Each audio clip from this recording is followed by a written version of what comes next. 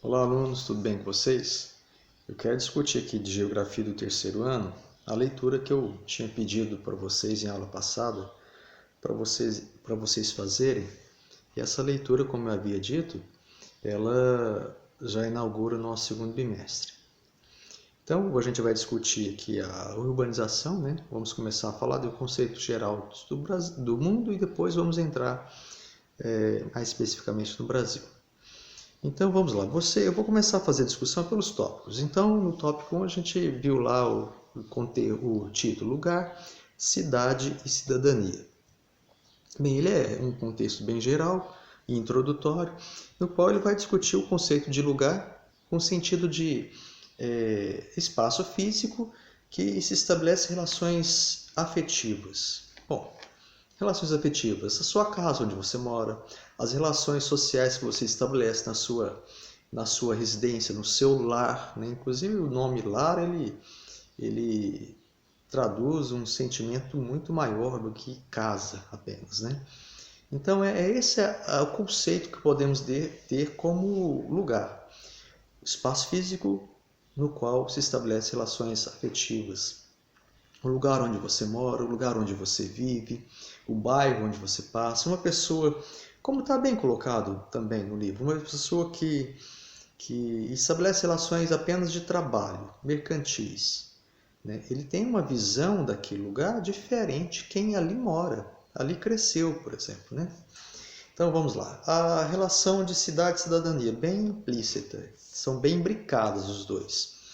Primeiro que o conceito de cidade é um conceito que depende muito do país, né? Alguns consideram o número de habitantes, outros consideram a infraestrutura da cidade. Bem, nós dividimos por uma hierarquia de municípios, né? E até a diferença entre município e cidade, né? Município é a extensão territorial e cidade é o local onde nós temos aquele aglomeramento urbano, né? Prédios, casas. Então, o município ele é um espaço maior que a cidade. Por exemplo, você saindo de Trindade para Goiânia, em um determinado momento, depois que você passa pela Coca-Cola, mais ou menos por ali, você vai ver uma plaquinha que indica limite dos municípios, Trindade e Goiânia. Então, isso é um município. E a cidade é o aglomeramento urbano onde se concentra grande parte das pessoas. Por isso temos zona urbana e zona rural dentro do município. Bem, e a relação de cidadania? Eu achei muito interessante no nosso livro de geografia que lá ele considera, nesse tópico, lugar, cidade, cidadania, umas duas leituras complementares muito interessantes. Primeiro que ele identifica a relação de cidadania com relação de direitos ao homem, à pessoa, e a questão também de um acesso à democracia. E nessas leituras complementares ele faz a questão, né? O espaço público é para todos? A relação onde eu moro, o lugar e o valor do indivíduo. Como que isso acontece? Nossa, muito, porque alguns lugares são esquecidos pelas autoridades do município. Não há praças e quando há são mal cuidadas, mas as regiões mais nobres, a relação de cidadania, de democracia é muito mais presente porque há uma conservação. Há um detalhe diferente quando eu associo com o poder aquisitivo. Igual bairros nobres, por exemplo, em Goiânia. Há o acesso transporte coletivo, farmácias, supermercados, escolas, universidades, muito próximo. Ao passo que em outros lugares essa gama de benefícios, né, está muito aquém do desejado. Então essa leitura complementar, espaço público para todos e o lugar relacionando com o valor de um indivíduo é uma leitura muito muito boa a gente fazer. Nos leva a reflexões, né? Bem, o próximo tópico, cidade e desenvolvimento urbano, a gente viu no tópico aí que a cidade, na forma como nós pensamos, o crescimento urbano, isso é até recente. Começa com a Revolução Industrial para cá, século XVIII para cá. É claro que cidades sempre houve no mundo inteiro, cidades, né, desde a história antiga, mas pensar a cidade como centro, tal como o centro econômico, o centro político, da qual emanam todas as decisões, a gente vai ver a partir da Revolução Industrial para cá. Porque transformou todo o cenário humano, inclusive a cidade, como centro, como eu disse, de economia, política, de autoridade, e passa a ser a cidade o centro de produção, o centro industrial, o centro de comércio, o centro de serviço. Então, com a Revolução Industrial, nós temos um incremento do quesito cidade, né? Tal como nós pensamos daí para frente. Inclusive com maiores oportunidades de emprego. Mas isso provocado pela Revolução Industrial, porque o homem do campo sai do campo em virtude dos seus endividamentos, não tem mais como cumprir o pagamento das dívidas da sua terra, né? Entrega a terra ou vende a terra como é possível e vai para o campo, sai do campo e vai para a cidade. Aí as cidades não estão preparadas para receber aquele grande contingente e elas se sobrecarregam. E aí não há espaços públicos suficiente, não há acomodação suficiente. O que vamos ter, por exemplo, nas cidades após a Revolução Industrial? A favelização, a periferia com sentido bem pejorativo mesmo, né? De ser afastado do centro. Aqueles que ali moram são indivíduos que apenas servem para cumprir um trabalho para as indústrias, e sem sanitário, sem higiene sanitária, sem qualquer trabalho das autoridades para prover esses indivíduos de um bem único, de um bem necessário, né? Tanto que a gente vai ver na França como berço, por exemplo, do surgimento da nova ciência aí, que vai ser a sociologia. Então, eles perdem as terras e vão para as cidades. Bem, qual que é o problema, então, das cidades agora inchadas? Há uma grande contradição. Isso a gente já vai para o próximo tópico, urbanismo e planejamento urbano. Há uma grande contradição, né? Quando eu falo de uma cidade industrializada, eu posso pensar em produção de riqueza. Então, um crescimento muito grande econômico, mas, por outra parte, aqui que está a contradição, um crescimento econômico, mas, por outra parte, pobreza, miséria, favelas, não há condições mínimas de higiene, não há condições mínimas do ser humano, né, de morar em algumas regiões, porque eles estão ali apenas para cumprir um serviço do trabalho à fábrica. Então, nessas condições precárias, começa a surgir, por exemplo, na França, um que se chamamos proletariado urbano, que vai ser o início de uma convulsão social muito grande por conta da opressão da classe industrializada, assim vai chamar os sociólogos, da classe burguesa, contra aqueles que a única opção que tem é vender sua força de trabalho. Então, por isso a França, né, como eu disse agora há pouco, vai ser o berço aí do surgimento da ciência moderna, sociologia. Então, os socialistas, com essa insatisfação social cada vez crescente, poderiam levar à revolução social, a revolução socialista, como única forma para reverter essa condição desumana, precária, né, das pessoas, né, a serem assim tratadas pelos aqueles homens do poder, num poder aquisitivo de uma riqueza muito maior. Então, para combater a opressão do capitalismo, né, o caminho seria a revolução socialista. Bem, aí o que o Estado faz? É necessário, então, fazer um planejamento urbano. Olha tanto que é interessante isso. O planejamento urbano visa atender a que interesses? O interesse realmente, as perguntas iniciais que a gente fez, o espaço público é destinado para todos? Porque eu tenho medo, eu capitalista, eu industrial, eu autoridade, eu tenho medo de que uma convulsão social conduza a uma revolução socialista. Não quero isso. Então é melhor eu mudar para não mudar efetivamente. O que eu quero dizer com isso? Mudar para não mudar. Eu vou fazer adaptações, eu vou criar circunstâncias, possibilidades para ficar de uma melhor forma possível para mim. Então, afasta o temor das convulsões sociais, da Revolução Socialista, com um planejamento urbano. Tentar o planejamento urbano com a visão da autoridade, das autoridades, e não um planejamento urbano com a proposta para uma melhoria da sociedade. É claro que ela vai ter, né? E a gente vai ter, então, a proposta é remediar os problemas sociais, controlar revoltas, remodelando a cidade para que isso aconteça. Exemplo é Paris. Os arquitetos e urbanistas de Paris vão dar coro a um planejamento urbano chamado de Boulevard. Grandes avenidas, ampliadas avenidas, calçadas grandes, generosas, para permitir o trânsito das pessoas, né? Por que isso? Porque seria mais fácil debelar uma convulsão social, uma greve, uma passeata, com esse tipo de planejamento. Aqui em Goiânia, por exemplo, fazendo pequenos parênteses, aqui em Goiânia, por exemplo, quando foi pensada a capital, né, tudo ali na Avenida Goiás, a Avenida Anhanguera, a Praça Cívica, ali não haveria nada, não poderia haver nada que os grevistas pudessem tirar para jogar na polícia, nos carros. Então, sim, foi pensado um tipo de planejamento para que não pudesse encontrar armas como pedras, como cadeiras, aquelas cadeiras de concreto, né, que as pessoas sentam para passar o tempo.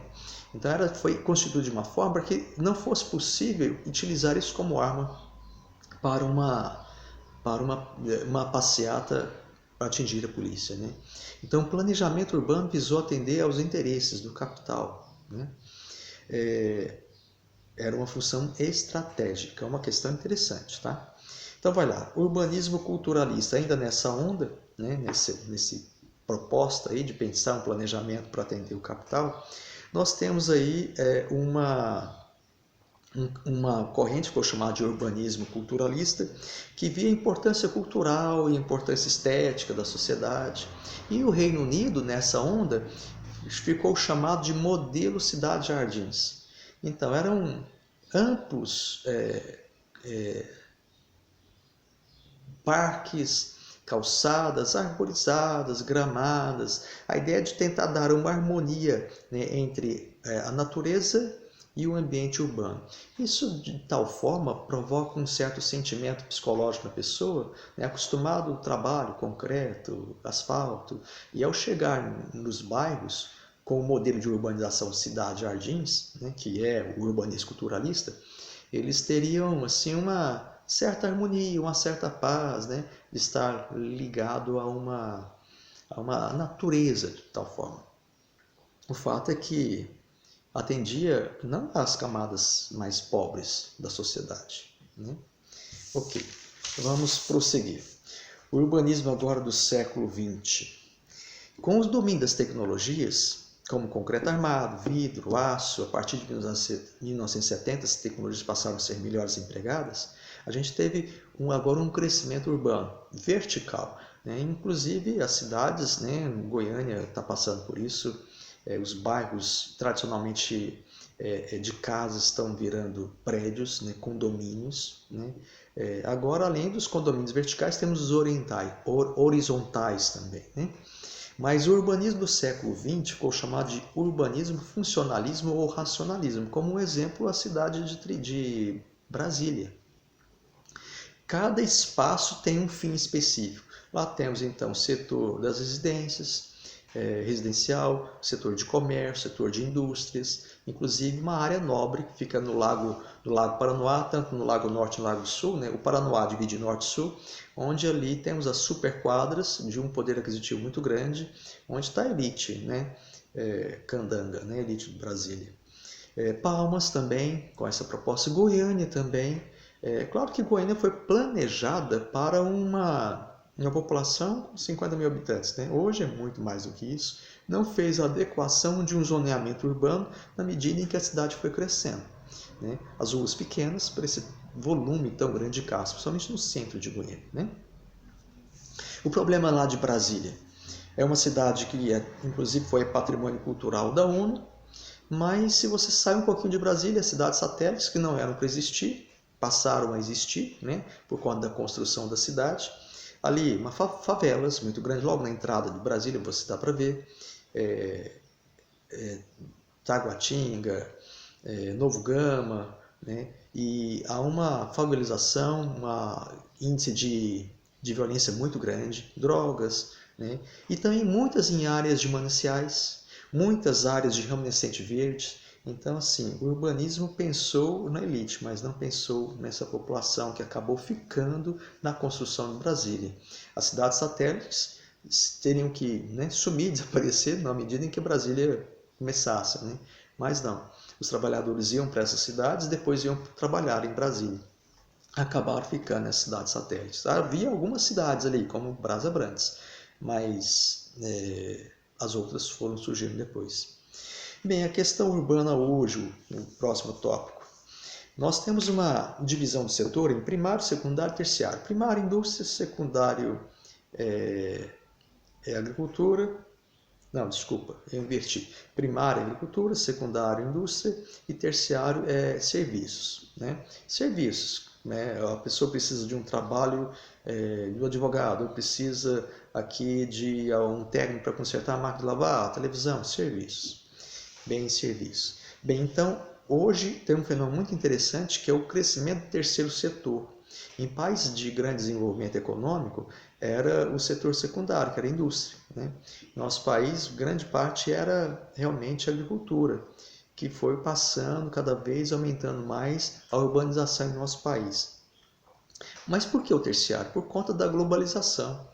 Esse fenômeno de aproximar os mercados e demandar cada vez um número maior de serviços. É a proposta, portanto, do governo, não só aqui, mas de outros, essa questão do empreendedorismo, que isso é serviços, né? E aumento da população urbana, crescendo cada vez mais. Tanto que surge um fenômeno chamado de megacidades. São cidades que, de acordo com a ONU, com mais de 10 milhões de habitantes. E temos grandes megacidades assim. A primeira, Tóquio, Nova Delhi, Tóquio no Japão, Nova Delhi na Índia, Xangai na China, Cidade do México em México, e também não vai ficar de fora o Brasil como São Paulo. Né? Por que megacidades? O fluxo é muito grande de imigrantes para essas cidades, questão de trabalho, mais oportunidades, só que também não atendem à demanda dessas pessoas. Então há uma grande desigualdade socioespacial nessas pessoas. Há favelas muito extensas, muito grandes, e aí drogas, violência e tudo mais. Né? Prosseguindo, vamos lá para o último tópico, que é hierarquias urbanas. Essas cidades são ligadas por uma estrutura de rodovia, ferrovia, meios de comunicação, internet, né? E essas interligações chamamos de rede, que provoca fluxo tanto de pessoas, mercadorias, informação, capital, né? E essas redes urbanas, rede entre as cidades, há uma hierarquização entre as cidades. As cidades conseguem, ao seu redor, né, ele influenciar outras cidades. E aí, nessa hierarquia urbana, nós temos uma divisão entre metrópoles e cidades globais. Bem, vamos lá. Metrópoles são cidades bastante populosas, né, um grande número de pessoas habitando ali. Ela é conhecida por metrópole porque está adaptada também a uma economia globalizada e influencia outras cidades. Por exemplo, Goiânia é uma metrópole, né? São Paulo é uma metrópole, além de ser considerada também uma universidade. Belo Horizonte é uma metrópole. Aqui a gente vai discutir, quando for falar do Brasil, urbanismo Brasil, vamos falar dessas metrópoles e por quê. E qual que é a diferença de cidades globais? A única distinção, algumas metrópoles são cidades globais, como São Paulo, mas Goiânia não é uma cidade global. Qual que é a diferença de cidade global? É quando ela articula-se com o mercado mundial. Aí sim, por exemplo, São Paulo, há várias indústrias nacionais, mas também muitas internacionais, né, fora do Brasil, atuando em São Paulo, tanto no mercado de construção, no mercado imobiliário, no mercado também financeiro principalmente. Então, a Bolsa de São Paulo, né, é um grande exemplo disso, de como o capital está atrelado, ao nosso capital está atrelado ao capital mundial, né, a necessidade das decisões internacionais. Por isso é chamada cidade global, quando ela articula-se ao modelo econômico mundial, ok? Até logo.